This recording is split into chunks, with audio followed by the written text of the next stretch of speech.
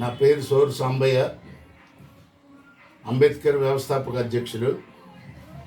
కూటమి ప్రభుత్వం రాకముందు ప్రజలకు చాలా అన్యాయం జరుగుతుంది.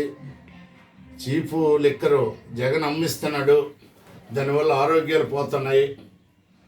100 రూపాయలు దియ్యు, 150 రూపాయలు దియ్యు, 200 దియ్యు అని అంటున్నారు. పేర్లు కూడా తెలియటం లేదు. మేము వస్తే నికార్సైన మందు అమ్మిస్తాం, ప్రజల ఆరోగ్యాలు కాపాడుతామని చెప్పి చంద్రబాబు నాయుడు గారు పదే పవన్ కళ్యాణ్ స్టేట్మెంట్లు ఇచ్చారు. ఈవేళ ఏ వైన్ షాప్లో చూసినా చీఫ్ లిక్కర్లే ఉంటున్నాయి, కానీ గ్రామాలకు బెల్ట్ షాపులకు అమ్మేస్తున్నారు వైన్ షాపులు. బార్లు అన్నీ దొరుకుతున్నాయి. బార్లు 150 రూపాయలు, 170 రూపాయలు ఎక్స్ట్రా తీసుకుంటున్నారు ఒక్కొక్క క్వార్టర్ మీద. ఇది చాలా దారుణం. ఇది మొత్తం మందుబాబులకి తీరినటువంటి అన్యాయం, మోసం చేస్తున్నారు. కష్టపడిన డబ్బులన్నీ కూడా ఈ మందుకే ధర ఎక్కువ అవడం వల్ల పోతున్నాయి. తర్వాత చీప్ కూడా బాగులేవు, చాలా దారుణంగా ఉన్నాయి.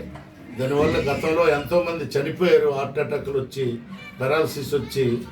అదే పరిస్థితి ఇవాళ కూటమి ప్రభుత్వం కూడా చేస్తుంది.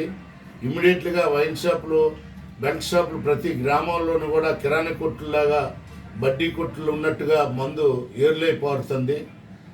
ఇంతకుముందు చంద్రబాబు నాయుడు గారు అలాగే ఎక్కడైనా బెల్ట్ షాపులో మందు అమ్మితే వైన్ షాప్కి 5 లక్షలు జరిమాను, రెండోసారి లైసెన్స్ క్యాన్సిల్ అన్నారు. 5 నెలలు అయినప్పటికీ కూడా ఎక్కడా చర్యలు తీసుకోలేదు. ప్రజల్ని నిలువుదోపిడీ చేస్తున్నారు మందుబాబులు, మందు అమ్మినటువంటి వాళ్ళు. వాళ్ళ మీద ఇమీడియట్గా షాపులు క్యాన్సిల్ చేసి ఎక్సైజ్ అధికారుల మీద కూడా చర్యలు తీసుకోవాలా.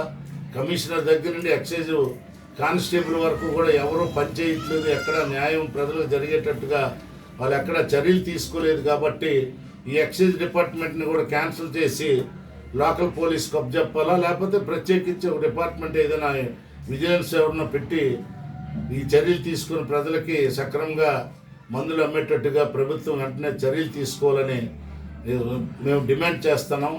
లేదంటే దీన్ని ప్రజలతో ఆందోళన చేసి ప్రజలకు జరిగినటువంటి అన్యాయం మీద న్యాయ పోరాటం మేము చేస్తామని చెప్పి సందర్భంగా తెలియజేస్తున్నాం. అలాగే ఈ దేశానికి వెన్నెముకైనటువంటి రైతుని కూడా మిల్లర్స్ మోసం చేస్తున్నారు. 100 కేజీలు తీసుకోమంటే 105, 110 కేజీలు కూడా దొంగ కాటాలు పెట్టి రైతుల్ని మోసం చేసి ధాన్యం కొనుగోలు చేస్తున్నారు. 24 గంటల్లో డబ్బు రైతులకు అందజేస్తామని ప్రభుత్వం ప్రగల్భాలు పలికింది. 24 రోజులైనా ప్రభుత్వం రైతు వారికి డబ్బులు పేమెంట్ చేయట్లేదు. మిల్లులకు చెప్పులు అరిగిపోయినట్టుగా తిరుగుతున్నారు, కానీ డబ్బులు ఎక్కడ కూడా రైతులకు అందలేదు. పండగ చూస్తే 5-6 రోజుల్లో పండగ వచ్చేసింది. ఈ పండగకి ఇప్పటి వరకు కూడా రైతులు పండగ కోసం బట్టలు పిల్లలకు కొనుక్కోవడానికి కానీ, రంగులు వేసుకొని ఇల్లు శుభ్రపరచుకోవడానికి కానీ అవకాశం లేకుండా ప్రభుత్వం వేసే డబ్బుల కోసం ఎదురు చూపులు చూస్తున్నారు. ఇలా ప్రజలకి మోసం చేయడం ప్రభుత్వాలకి అలవాటు అయిపోయింది. ఏ ప్రభుత్వం వచ్చినా ఎలక్షన్లోనే అనేక రకాల వాగ్దానాలు చేసి ఎలక్షన్ అయిపోయిన తర్వాత ప్రజలు పట్టించుకోకపోవడం చాలా దారుణం. ఇవాళ ప్రభుత్వాలు, స్టేట్ గవర్నమెంట్ కానీ, సెంట్రల్ గవర్నమెంట్ కానీ పేద ప్రజలు కట్టే పన్నుల మీదే గవర్నమెంట్ ఆధారపడి ఉన్నది తప్పితే పెట్టుబడిదారులు, కార్పొరేట్ దిగ్గజాల వల్ల ప్రభుత్వాలు నిలబడలేదు. గెలిచిన తర్వాత కార్పొరేట్ సంస్థలకి వాళ్ళకి హెల్ప్ చేస్తున్నారు తప్పితే పేద ప్రజల కోసం, రైతుల కోసం పట్టించుకోవట్లేదు ఈ ప్రభుత్వాలు. ఇది చాలా అన్యాయం. ఇలాంటి మోసం చేయడం వల్ల మీ కుటుంబాలకి, మీ పిల్లలకి, మీ పిల్లలకి కూడా ఈ పేదల తాలూకు ఉసురు తగిలి సర్వనాశనం అయిపోతారని చెప్పేసి అంబేద్కర్ పోరాట సమితిగా మేము డిమాండ్ చేస్తూ, మీరు చర్యలు తీసుకోకపోతే 2-3 రోజుల్లోని ప్రజలు సేకరించి ఆర్డీఓ ఆఫీస్ దగ్గర ధర్నా చేస్తామని చెప్పేసి సందర్భంగా తెలియజేస్తున్నాం. వచ్చింది.